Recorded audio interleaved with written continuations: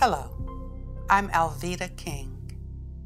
This film explores the action of abortion and resulting consequences. You will hear personal, real-life testimonies and expert commentary as we go on this journey to explore what happens in the abortion industry and how lives are impacted. U.S. Senate report states, physicians, biologists, and other scientists agree that conception marks the beginning of the life of a human being, a being that is alive and is a member of the human species. There is an overwhelming agreement on this point in countless medical, biological, and scientific writings. You have to remember that I then was in the abortion clinic telling other women that it was a blood clot, yet going back in the back room to make sure all the body parts were there as early as 6 weeks. I felt them taking parts out of my body. You know, I've spent the better part of 20 years trying not to remember that, but I do.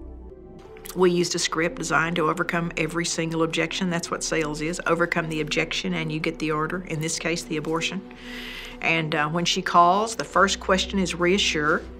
And so the girl confesses, I think I may be pregnant, and the counselor, who's really a telemarketer, that's all they're trained to do, sell over the telephone, but we call them counselors, says, we can take care of your problem, no one needs to know. And then the first question, what's the first day of your last normal period? And the next question is this good news or bad news? If it were good news, she would not be calling an abortion clinic, it's bad news. And when she replies bad news, this counselor moves right in because now she wants to identify the fear, to use it to reaffirm that abortion decision anytime that girl moves away. And if she says, well, maybe I need to think about this, your parents will kill you, you'll have to miss drill team, the abortion is sold. Where's the choice when only one option is offered? That's an essential fallacy in the woman's so-called right to choose. In most cases, it's not a choice at all.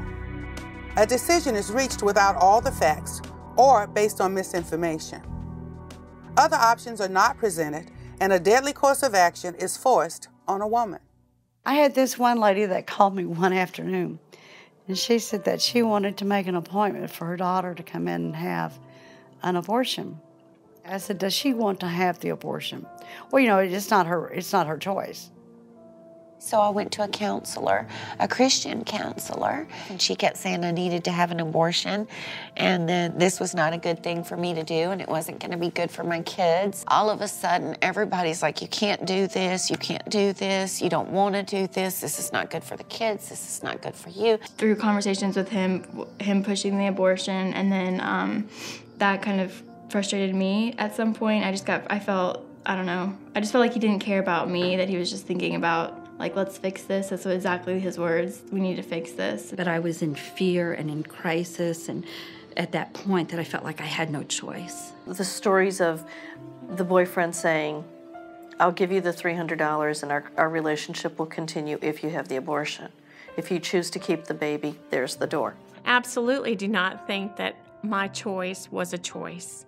I think it was, like I said before, I think it felt like an ultimatum. They're all screaming at me. It felt like they were screaming at me. They were constantly insisting, you've got to kill him, you've got to abort him, you can't do this, you've got to go to the clinic, you've got to hurry up.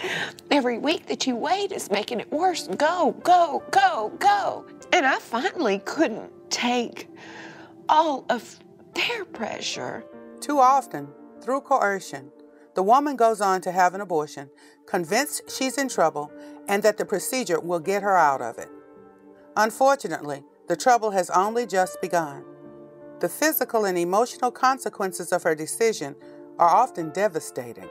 We remembered what our girlfriends looked like before and after. Because abortion goes to the core of who we are as women.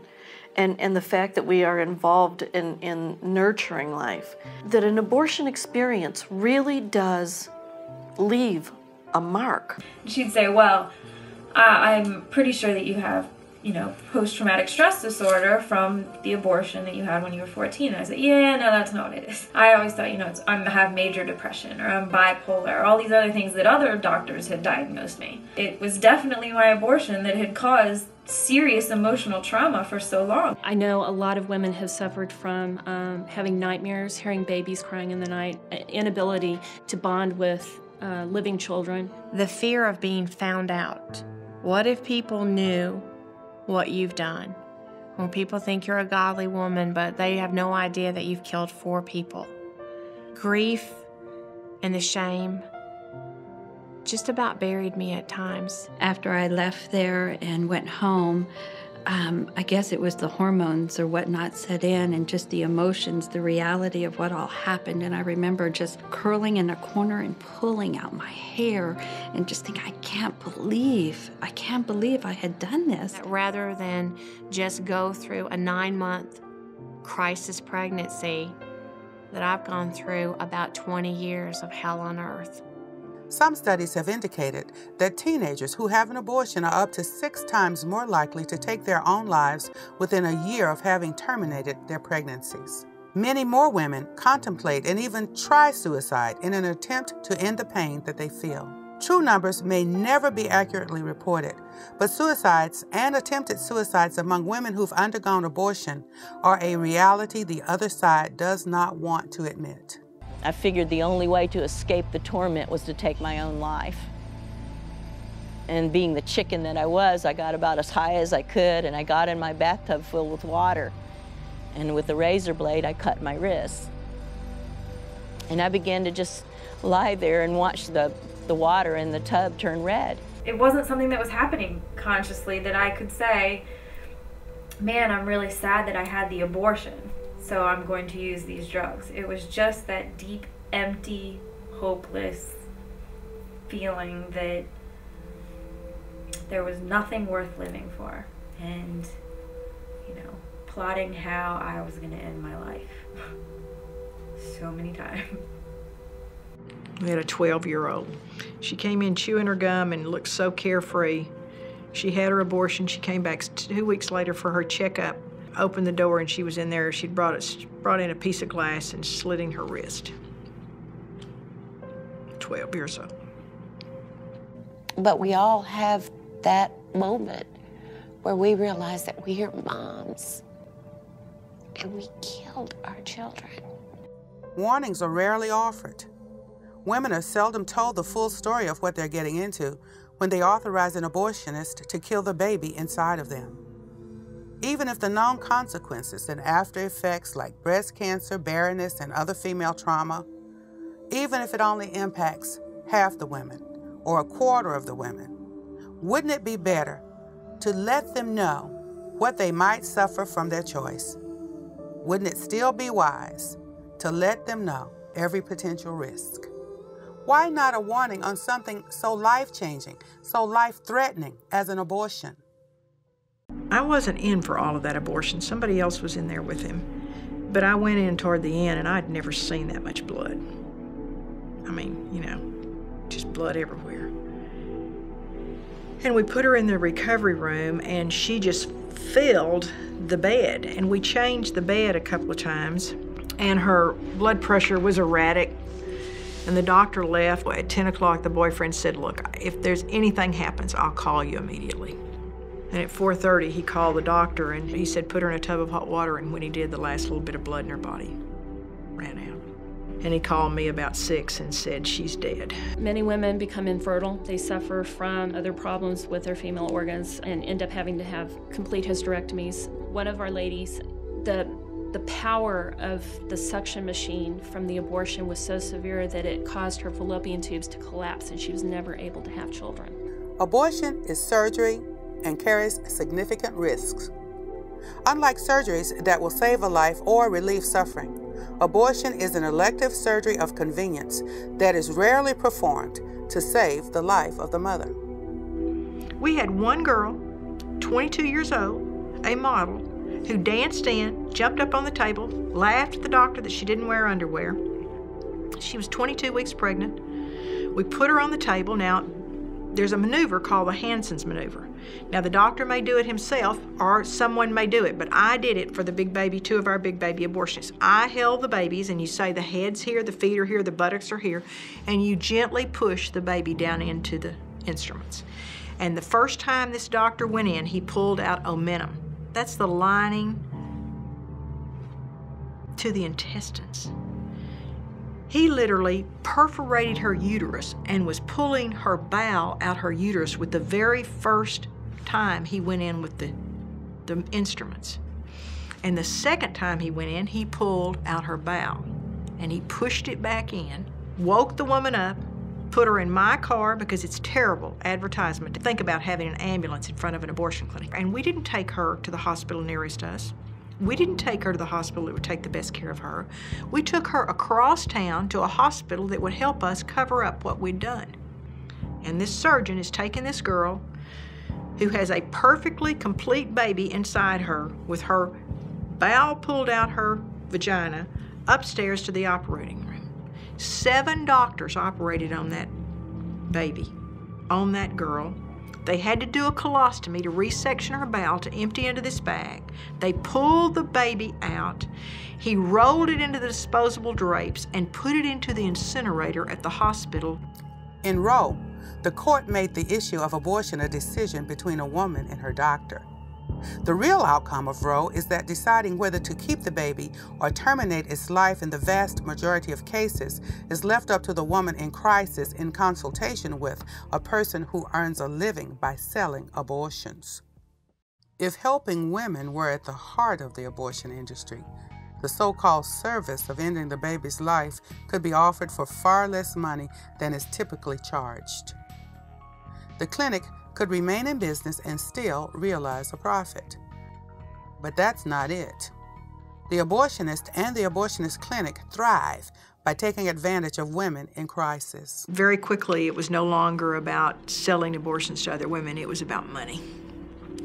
I saw the potential to make great money. I answered the phone at home at night so we wouldn't miss an abortion. But she is allowed to watch her pregnancy test turn positive or negative, and they would point to a chart on the wall and say, this is a positive test and this is a negative test. And if it's positive, we trained our people to reach over and grab the bony part of her elbow and squeeze. And you see, she's confused. She's hurting. She's just gotten this news that she's pregnant, and she's upset. So you grab the bony part of her elbow and squeeze to get her attention and say, if you have your money, we can take care of this right now. They did a pregnancy test. They said it was positive, and they asked me, did I have the money? They told me if I didn't have it that day that I would have to come back and it would cost more money because I was right at the 13-week point. You see, we knew if she went home and talked about it, her support system might help her and might tell her abortion wasn't the answer, but if she just did it right then, it was taken care of. But a certain percentage of those pregnancy tests are negative. They're not all positive. So if her test was negative, we had a different sales technique. We said, this test is negative, but you know, this test is not sensitive enough to pick up a very early pregnancy. You could still be pregnant and this test would be negative, and you want to know for sure today, don't you? And she would say yes, and we'd say, okay, we have another test we can do. We will just do this sonogram. And we put her on that table as I could put any man, woman, or child on that table. And I could find a pregnancy. You see, all you have to do is find a blob, and everyone's abdomen has a blob. And this girl doesn't know what a pregnant uterus looks like versus a negative one, so you just find a little blob in the abdomen. You flip it around and say, see there it is, you're pregnant. She's shocked. You grab the bony part of her elbow and say, if you have your money, we can just take care of it today. I mean, the studies are there that shows that abortion is bad for women's health, emotional, physical health. But yet those studies keep getting stifled. They keep getting questioned. They keep getting undermined because of the fact that there is a great deal of money made in the abortion industry. Abortion has far-reaching consequences that those profiting from it don't want women to know. At a time when we expect our government to ensure our safety, why has the government been so slow to regulate an industry that has harmed untold numbers of their patients? Abortion steals the destiny of not only women, but of the men who participate, the men who've lost children, of their families. It destroys relationships. A man had come to our table. I had an exhibit booth, and I was explaining to him the work that we do, and he looks up at me and tears are streaming down his face, and he was sobbing like a baby, and he says, it's been 35 years, and I still hurt every day from it. We can't be silent anymore. Millions of women's lives have been devastated, and the fathers, we just write them off. They're just forgotten about. But I'm telling you, the multitudes of people that have been hurt by abortion, it's just unfathomable. With Roe, the Supreme Court took away from the states the right to restrict abortions within their own jurisdictions, but it was thought that the states would regulate the clinics that performed the procedure. The truth is, for years, they were left alone. The dirty back alley abortionists simply moved into the open without cleaning up their operations. This was a highly profitable business, and the safety of women was seldom a factor when it came to the bottom line. You know, we were doing 20, 30 abortions an hour if we could, at least 20. We had 21 sets of instruments. That's all we had. So we couldn't possibly bring those instruments out, clean them, sterilize them, bring the temperature up in the sterilizer and then 20 minutes sterilization, and then cool them down. Well, yeah, I mean, we had an infection rate of about 75%, you know, but that was just from unsterilized equipment. Our complication rate at the end of my time, last 18 months, was when about 1 out of every 500 had a major life-changing surgery or died. We had 1 woman die. But because there are no real statistics, and if you can cover it up, you don't report it, and none of ours were ever reported. So we don't really know. The big hospital in Dallas will tell you, the doctors will tell you that they saw botched abortions or see botched abortions all the time. One of the reasons we were able to regulate the abortion clinics in Texas was because of the bad abortionists that had been reported. I mean, one girl died and they went in to examine the clinic and they were using rusted instruments and had no sterilizer and no hot water. The life of the woman who decides to abort her baby will never be the same. There will never be a day when that decision won't affect her in some way, physically, emotionally, or spiritually. The most promising choice is the decision that favors life, the decision to carry the baby to term. In virtually every community all across the United States, there are organizations and people willing to help for the sake of a life that deserves to flourish. Organizations and people who are not driven by the desire to make money off of the despair of others. These are loving people who truly desire to help the woman in crisis make a choice, the right choice. And every day I think about what could have been. What could have been if I had my baby. Would have been somebody who would have changed the dynamic of our family. And the relationships that they would have created would have changed everyone that they interacted with. But they're not here. They just don't know about the resources and they're in complete despair. So we need to be there to love them and to show them that we care for them and to get them the help they need. If there's a woman that's considering abortion, that to not buy that lie, that they will miss the greatest blessing of their life. Everyone that had an abortion was encouraging me not to have an abortion, basically telling me to learn from their mistake, learn from them that it's not what I need to do. Once you heal from that abortion, all of those issues that were in your life evaporate, they go away, they get resolved. When I share about what I've done, it's with the hope that I can reach one woman with the truth about abortion so she will not make the same choice I did. That she will not buy the lie. Abortion is really, to me, the ultimate exploitation of women. And none of that is being discussed, because the reality is once it starts being discussed and we really blow the lid off of this issue, and the truth has really come out about what abortion does to women, let alone the unborn baby, our dead babies, it will be over. Sadly, I think if at any time one of their fathers had asked me not to abort them, I would have definitely kept that baby.